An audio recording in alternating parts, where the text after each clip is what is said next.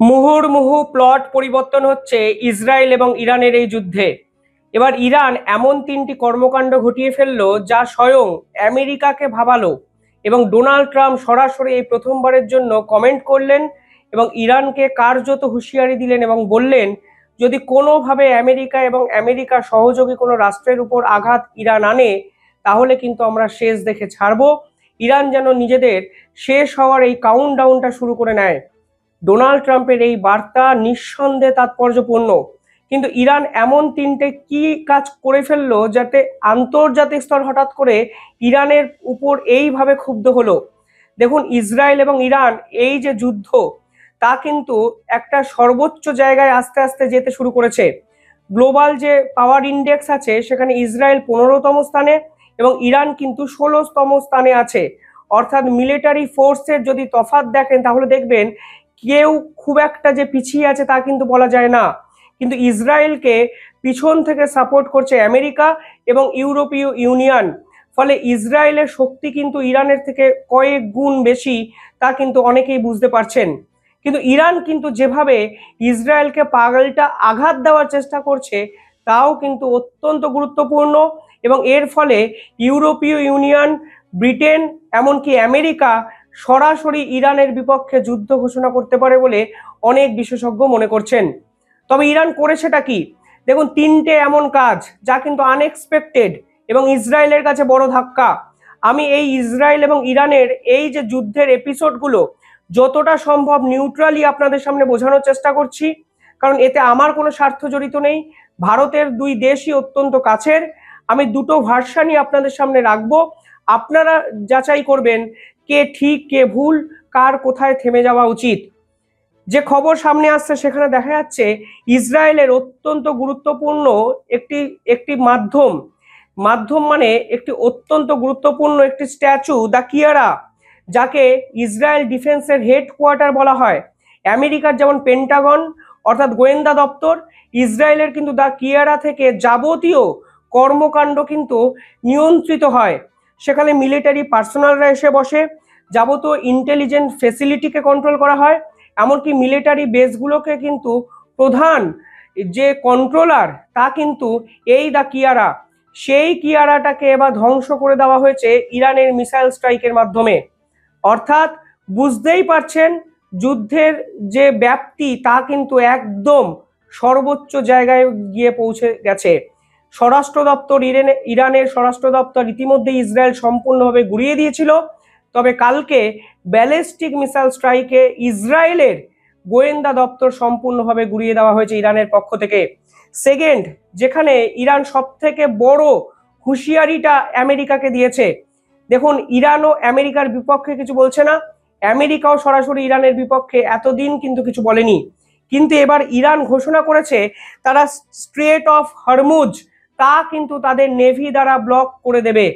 এই state of Hormuz এটি কি, কেন হঠাৎ করে আমেরিকা এবং ইউরোপীয় ইউনিয়ন ইরানের বিপক্ষে যুদ্ধ ঘোষণা করছে? দেখুন, স্ট্রেট অফ হরমুজ হলো একটি টানেল, একটি কানেক্টিভিটি, একটি ওয়ে, যেটি প্রধানত আরবিয়ান সি এর সঙ্গে পার্সিয়ান গালফের কানেক্ট করে। অর্থাৎ এই সরু জায়গাটির মাধ্যমে কিন্তু আন্তর্জাতিক ক্ষেত্রে একাধিক ব্যবসা বাণিজ্য নিয়ন্ত্রিত হয়। এবং এই জায়গাটির যদি জিওগ্রাফিক্যাল অবস্থান দেখেন, দেখবেন ইরানের পাশ থেকে একটি সরু টানেল যা কিন্তু সরাসরি ইউরোপ এবং আমেরিকাকে কানেক্ট করেছে মিডিল ইস্টের সঙ্গে। এটি এমন একটি জায়গা যা সরাসরি আমেরিকার ব্যবসা বাণিজ্যকে কন্ট্রোল করে, ইউরোপীয় ইউনিয়নের একাধিক অয়েল ট্রেডকে কিন্তু কন্ট্রোল করে। তথ্য বলছে আমেরিকা কিন্তু ইরানের থেকে খনিজ তেল বা তেল কিন্তু নেয় না, তারা কিন্তু প্রধানত ইউএই অর্থাৎ সংযুক্ত আরব আমিরশাহী এবং কাতার থেকে তেল আমদানি করে। এবং প্রত্যেকটা দিন মানে প্রতিদিন আন্তর্জাতিক স্তরে এই পার্টিকুলারলি স্ট্রেট অফ হরমুজ দিয়ে 17 থেকে 20 মিলিয়ন ব্যারেল তেল কিন্তু আমদানি করে ইউরোপীয় ইউনিয়ন এবং আমেরিকা। এই পার্টিকুলার প্রণালীটি যদি ইরানের নেভি ব্লক করে দেয়, বন্ধ করে দেয়, তাহলে কিন্তু আমেরিকার ইকোনমিক্যাল সেক্টরে সরাসরি আঘাত আনবে ইরান। এটি কিন্তু মিলিটারি যুদ্ধ নয়, কিন্তু এমন একটি পলিটিক্যাল বা জিওপলিটিক্যাল ডিসঅ্যাডভান্টেজ আমেরিকার যা কিন্তু হুমকি বা হুঁশিয়ারির মুখে এখন পড়েছে। শুধু তাই নয়, যদি তথ্য দেখেন তাহলে দেখবেন আমেরিকার টোটাল ট্রেডের 11% কিন্তু কন্ট্রোল হয় এই পার্টিকুলারলি স্ট্রেট অফ হরমুজ দ্বারা। অর্থাৎ এই রাস্তা যদি বন্ধ হয়ে যায়, আমেরিকার টোটাল ট্রেডের 11% সরাসরি এফেক্টেড হবে। এমনকি আন্তর্জাতিক যদি গ্লোবাল অয়েল ট্রেড দেখেন, সেই গ্লোবাল অয়েল ট্রেডের 20% কিন্তু কন্ট্রোলার এই স্ট্রেট অফ হরমুজ, এই ছোট্ট প্রণালী, যেখান থেকে একের পর এক জাহাজ মিডিল ইস্ট থেকে, গালফ রিজিয়ন থেকে বিভিন্ন ক্ষেত্রে কিন্তু স্প্রেড আউট হয়ে যায় পৃথিবীর সর্বোচ্চ জায়গায়। অর্থাৎ পার্সিয়ান গালফ এবং আরবিয়ান সির এই কানেক্টিভিটি এখন ইরান এবং ইসরায়েলের যুদ্ধের মূল চালিকা শক্তি। যদি এই জায়গাটা ইরান বন্ধ করে দেয়, ফলে যা হওয়ার তাই হবে। এবং ইসরায়েলও কিন্তু ভয় পাচ্ছে, যদি এই জায়গাটিকে ইরান কোনো না কোনোভাবে ব্যবহার করে বা করার সাহস দেখায়, তাহলে কিন্তু এই যুদ্ধের যে ব্যাপ্তি, তা কিন্তু এক নাগাড়ে কয়েক গুণ বেড়ে যাবে। আন্তর্জাতিক ক্ষেত্রে 33% এলএনজি, তা কিন্তু এই পার্সিয়ান সি এবং এই যে পার্টিকুলার স্ট্রেট অফ হরমুজ বললাম, তা কিন্তু এখান থেকে কিন্তু অন্য দেশে কিন্তু সরবরাহ করা হয়, যা ইরান বলেছে ব্লক করে দেবে। যদি ব্লক করে, তাহলে ভাববেন না বিষয়টা খুব সহজভাবে আমেরিকা বা ইউরোপীয় ইউনিয়ন ছেড়ে দেবে, কারণ তারা সরাসরি ইকোনমিক্যাল হিট এটা কিন্তু কোনোভাবে মেনে নেবে না। পাশাপাশি 3 নম্বর যেখানে দেখা যাচ্ছে ইরানকে সাপোর্ট করতে এগিয়ে এসছে ইয়েমেন। প্রথম দিন থেকে ইয়েমেনের এই যে পার্টিকুলারলি হৌদি, এরা কিন্তু একটি সুযোগ খুঁজছিল এবং এরা কিন্তু প্রথম থেকেই হামাসের মতো দিনের পর দিন ইসরায়েলের উপর আক্রমণ করার চেষ্টা করেছে। আর এবার যেহেতু ইসরায়েল ইরানের সঙ্গে যুদ্ধে সরাসরি যুক্ত হয়ে গেছে, তাই ইয়েমেনের এই হাউদি গ্রুপ এবার ইসরায়েলে কিন্তু অ্যাটাক করেছে। ফলে ইসরায়েলের কাছে কিন্তু এখন চ্যালেঞ্জ শুধু ইরান নয়, একদিকে হামাস, অন্যদিকে লেবাননের হিজবুল্লাহ এবং ইয়েমেনের হাউদি গ্রুপ। এই যে ত্রিমুখী চ্যালেঞ্জ, সেটা কিভাবে ইসরায়েল সামলায়, সেটাও কিন্তু ইসরায়েলের মিলিটারির ক্ষেত্রে অনেক বড় একটা প্রশ্ন। তবে ইসরায়েলের সব থেকে বড় সাপোর্ট তো আমেরিকা, ডোনাল্ড ট্রাম্প, যারা এবার সরাসরি এই যুদ্ধে অবতীর্ণ হলো। ডোনাল্ড ট্রাম্প একটু টুইট করেছেন, আমি কোট আনকোট সেই কথাটি আপনাদের সামনে তুলে ধরতে চাই। তারা কি বলেছেন? If the US is attach in any way, বলছে যদি আমেরিকাকে কোনোভাবে ইরান অ্যাটাচ করে, ওয়েদার ডিরেক্ট বা থ্রু ইজ অ্যালাইস, এই অ্যালাইসটাই হলো ইসরায়েল। বলছে শুধু ডিরেক্ট অ্যাটাক করলেই আমরা যুদ্ধ হচ্ছে সেটা ভাববো না, আমাদের অ্যালাইস অর্থাৎ আমাদের বন্ধু কোনো রাষ্ট্রের উপরে যদি ইরান কোনোভাবে অ্যাটাক করে, তাহলে it will respond with overwhelming force, আমরা পাল্টা দেব এবার। আর মুখের কথা নয়, আর ডিপ্লোম্যাসি নয়, আর পিস টক নয়, নিউক্লিয়ার টকস নয়, সরাসরি যুদ্ধ ঘোষণা করব। এবং পরিস্থিতি যেদিকে যাচ্ছে, বিশ্বাস করুন, যেদিকে চলে গেছে, এই ভিডিও যখন আপনারা দেখবেন 1 ঘন্টা পরে, আমি জানি না 1 ঘন্টায় এমন কিছু বড়সড় হয়ে গেল যা হয়তো আমি ভিডিওতে আপনাদের বলতেই পারলাম না। মুহুর্মুহু প্লট পরিবর্তন, মুহুর্মুহু প্লট পরিবর্তন। হঠাৎ করে ডোনাল্ড ট্রাম্পের একটি টুইট, একটি কমেন্ট অনেক কিছু কিন্তু বদলে দিল এক নাগাড়ে। এবং কালকে ইন্টারেস্টিংলি রাশিয়ার প্রেসিডেন্ট পুতিন এবং ডোনাল্ড ট্রাম্পের সঙ্গে কিন্তু ফোনে 1 ঘন্টা কথাবার্তা বলা হয় দুজনের পক্ষ থেকে। সে বিষয়ে ডিটেইলিং এ ভিডিও আমি একটু পরে বানাবো। তবে আজকে যে আপডেটটা একটু আগে এলো, আমি আপনাদেরকে জানালাম। আরো ইন্টারেস্টিং ফ্যাক্ট কি জানেন? এই পুরো বিষয়টায় ঢুকে পড়েছে ব্রিটেন।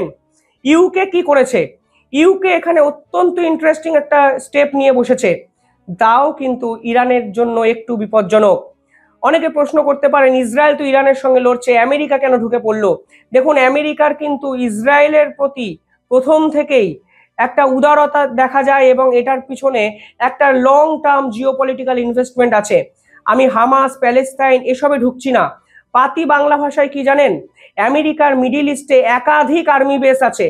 এখন আমেরিকা মনে করছে ইরান যেরকম বাড়াবাড়ি করতে শুরু করে দিয়েছে, ইরান যদি মিডিল ইস্টের সেই সকল বেসগুলোকে টার্গেট করে। আমেরিকার বেস কোথায় আছে? আমেরিকার বেস ইউএইতে আছে, কাতারে আছে, বাহারিনে আছে, সিরিয়ায় আছে, সৌদি আরবে আছে। মিডিল ইস্টের একাধিক দেশে আমেরিকা কিন্তু এয়ার বেস বানিয়ে রেখে দিয়েছে, মিলিটারি বেস বানিয়ে রেখে দিয়েছে। এখন আমেরিকা ভাবছে ইরান যদি বেছে বেছে এই সকল মিলিটারি বেসগুলোকে কোনোভাবে ডিস্টার্ব করার চেষ্টা করে, তাহলে কিন্তু আমরা তাদের ছেড়ে দেব না। অর্থাৎ এটি কিন্তু সংকীর্ণ জায়গায় আটকে নেই, অনেক বড় প্রেক্ষাপটে কিন্তু এই যুদ্ধের প্রস্তুতিটা নেওয়া হচ্ছে এবং ইরান যদি কোনো না কোনোভাবে নিজেদেরকে এখনই না থামায়, এটা শেষ কিন্তু অন্যভাবে হতে পারে, তা আপনারা জেনে রাখুন। যেটা বলছিলাম, এই পুরো বিষয়টা ইউকে ঢুকে গেছে। ইউকে কি করেছে, তার যত মিলিটারি শক্তি আছে তা কিন্তু এবার মিডিল ইস্টে ট্রান্সফার করার চেষ্টা করছে। ইউকেরও কিন্তু একাধিক জায়গায় আর্মি বেস বা মিলিটারি বেস আছে। তারাও ভাবছে ইরানকে যদি থামানো না যায় তাহলে কিন্তু মিডিল ইস্টের ছোট্ট অংশ হলেও কন্ট্রোল হারিয়ে ফেলবে ইউকে। ইউকেও কিন্তু মানে এই ব্রিটিশরা কিন্তু একসময় গোটা পৃথিবীকে ডমিনেট করত। এই মুহূর্তে ইউকের যে বেস তা কিন্তু জর্ডানে আছে, সৌদিতে আছে, ওমানে আছে, ইউএইতে এয়ার বেস আছে, কাতারের একাধিক এয়ার বেস ব্যবহার করে ইউকে। পাশাপাশি বাহারিন এবং কুয়েতেও কিন্তু ইউকের মিলিটারি ফোর্সের প্রেজেন্স দেখা যায়, যা ইরান বলেছে সম্পূর্ণভাবে উড়িয়ে দিতে পারে। তার জন্য মিলিটারি শক্তিকে বাড়ানোর চেষ্টা করছে ইউকে এই সকল পুরো বিষয়ে। সেখানে দেখা যাচ্ছে একের পর এক শক্তিশালী অস্ত্র তারা মিডিল ইস্টের মিলিটারি বেসগুলোতে ট্রান্সফার করছে। কোন কোন অস্ত্র তারা পাঠাচ্ছে সেই লিস্ট যদি দেখেন তাহলে বুঝবেন আপনারা যে ইসরায়েল একা নয়, ইসরায়েলের সঙ্গে আমেরিকা, ইউরোপীয় ইউনিয়ন, ব্রিটেন, একটা শক্তিশালী পশ্চিমা শক্তি জোট তৈরি হয়েছে, যার বিপক্ষে ইরানের সঙ্গে সহযোগী রাশিয়া এবং চায়না হতে পারে। অর্থাৎ বিশ্বযুদ্ধের আর বাকিটা কি থাকলো আমি সত্যি জানি না। ইমিডিয়েটলি যদি এই পুরো বিষয়টা না থামে তাহলে কিন্তু আন্তর্জাতিক ক্ষেত্র সকলেই কোনো না কোনোভাবে এফেক্টেড হবে, এটুকু 100% আপনারা নিশ্চিত থাকুন। ব্রিটেন মিলিটারি বেসগুলোতে কি পাঠাচ্ছে, যে লিস্ট এসছে সেখানে দেখা যাচ্ছে টাইফুন ফাইটার জেট পাঠাচ্ছে, ভয়েজার এরিয়াল মানে এয়ারক্রাফট পাঠাচ্ছে, পাশাপাশি আর্লি ওয়ার্নিং যে দেয় সেই প্লেনসগুলো কিন্তু পাঠাচ্ছে। অর্থাৎ যুদ্ধের দামামা বেজে গেল মিডল ইস্টে। ইরানের 3টে পদক্ষেপ, এর ফলে ডোনাল্ড ট্রাম্প আসরে নামলেন এবং বুঝিয়ে দিলেন তোমরা বাড়াবাড়ি করে ফেলেছো ইরান, আমাদের যদি ট্রেড রুট তোমরা বন্ধ করে দাও তাহলে তোমাদের এই দেশটার শেষ আমরা করে ছাড়বো। শুধু আমরা নয়, ইসরায়েল নয়, ব্রিটেন, ইউরোপীয় ইউনিয়ন, এক শক্তিশালী পশ্চিমা জোট যা ইরানের বিপক্ষে একসঙ্গে জড়ো হলো, যা এক অতীব ভয়ঙ্কর পরিস্থিতির দিকে পুরো বিষয়টা নিয়ে যাচ্ছে, তা 100% নিশ্চিত। অনেক আপডেট আসবে, আপডেটেড ভিডিও আমি বানাবো, দেখতে থাকুন দ্য ইন্ডিপেন্ডেন্ট বেঙ্গল। চ্যানেলটিকে ভালো লাগলে একটু সাবস্ক্রাইব করে দেবেন। ধন্যবাদ।